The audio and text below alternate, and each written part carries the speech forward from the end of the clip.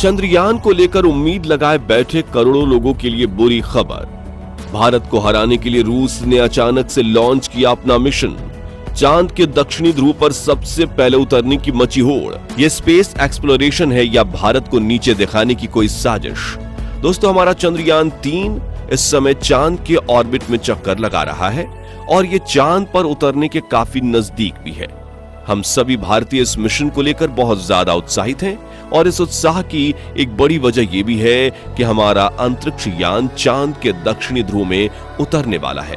और जैसा कि हमें उम्मीद थी कि इस मिशन के सक्सेसफुल होते ही भारत चांद के इस इलाके में उतरने वाला दुनिया का पहला देश बन जाएगा, लेकिन हमारी इन्हीं उम्मीदों को एक बहुत बड़ा झटका लगा है, क्योंकि अचानक से बिना शोर शराबा किए ही रूस ने अपना अंतरिक्ष यान लूना 25 लॉन्च कर दिया है और इसका प्लान अपने स्पेसक्राफ्ट को चांद के दक्षिणी ध्रुव में चंद्रयान से पहले उतारने का है।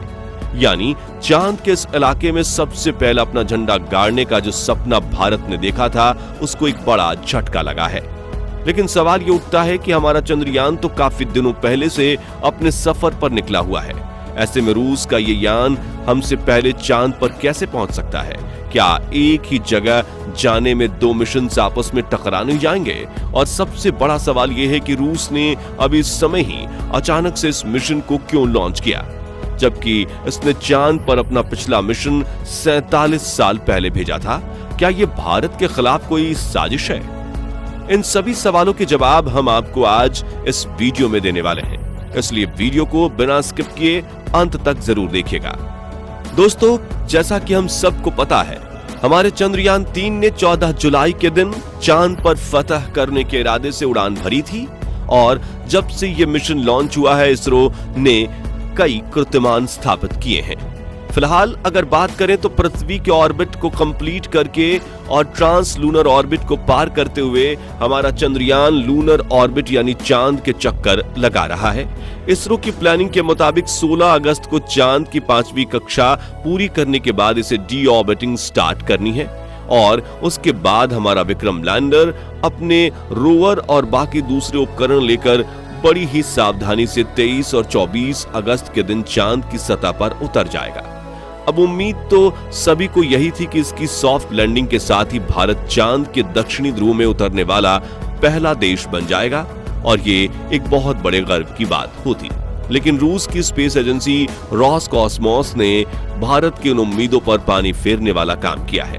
जैसा कि हमने बताया, रूस ने बिना कोई ढोल नगाड़ा पीटे बड़े ही शांति से अपने लूना 25 मिशन को लॉन्च कर दिया है और रोसकॉस्मोस के प्लानिंग के मुताबिक उनका यह स्पेसक्राफ्ट चांद से पहले चांद के दक्षिणी ध्रुव पर उतर जाएगा।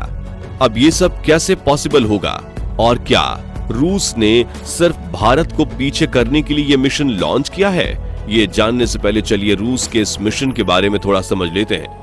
दोस्तों, आपको जानकर हैरानी होगी कि रूस ने अपना लास्ट लूना मिशन यानी लूना 24 आज से करीब 47 साल पहले 1976 में लॉन्च किया था।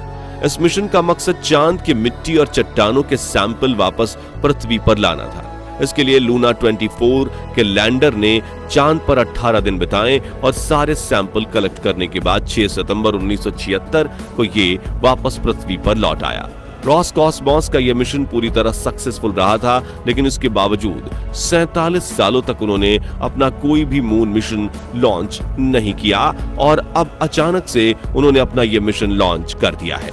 लूना 25 मिशन की अगर बात करें तो इसने भारतीय समय के अनुसार सुबह 5:30 बजे रूस के स्पेस पोर्ट वोस्तोक्शनी कॉस्मोड्रोम से उड़ान भरी थी।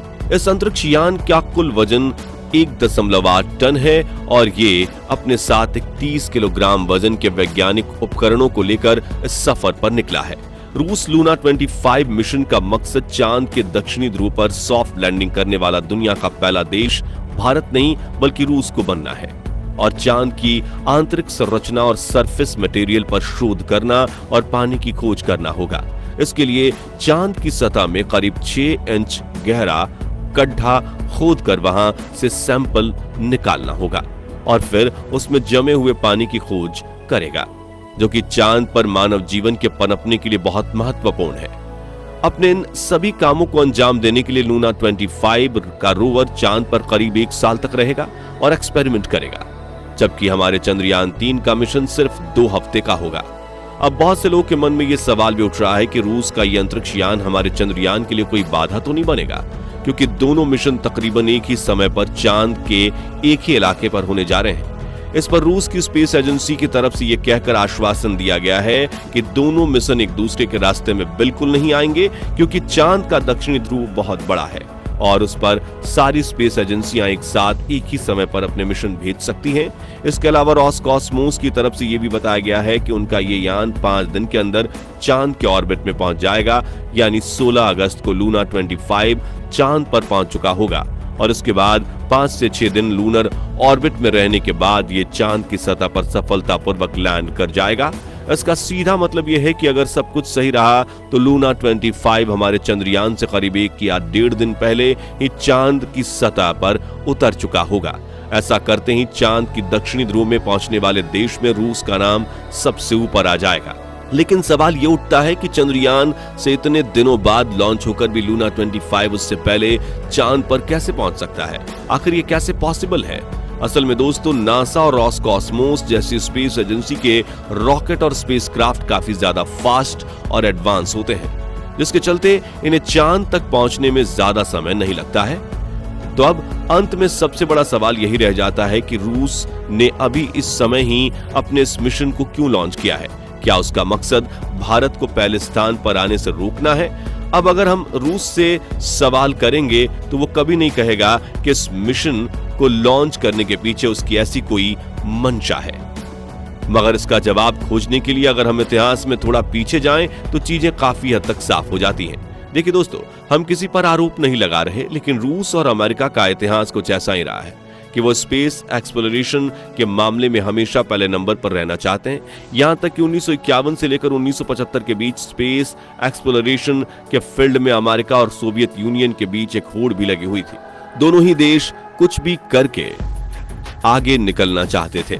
यहां तक कि इनकी इस होड़ की वजह से बहुत से वैज्ञानिक, एस्ट्रोनॉट्स और बहुत से बेजुबान जानवरों को अपनी जान भी गंवानी पड़ी थी। इतिहास में इस इवेंट को स्पेस रेस का नाम दिया गया है। तब से ये दोनों देश इस फील्ड में खुद को सबसे आगे या कहें सबसे ऊपर रखना चाहते हैं। ऐसे में हमारा सोचना बिल्कुल गलत नहीं होगा कि रूस ने चांद के दक्षिणी ध्रुव में सबसे पहले पहुंचने वाले देश बनने के लिए ही ये मिशन लॉन्च किया है।